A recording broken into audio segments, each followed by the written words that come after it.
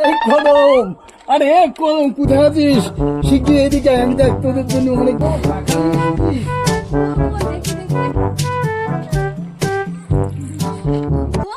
জানো মশলা করে খেতে খুব ভালো লাগে।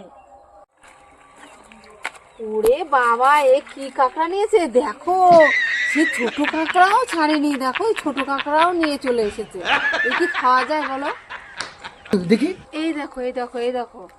আরে ছোট কাঁকড়াটাতে কি হয়েছে? তুই এক কাজ কর, এর মার সাথে বাচ্চারও দিয়ে দে।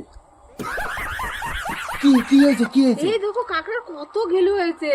এই জানো কাঁচা লঙ্কাতে ভেজে খেতে খুব টেস্টি লাগে। খুব ভালো লাগবে না?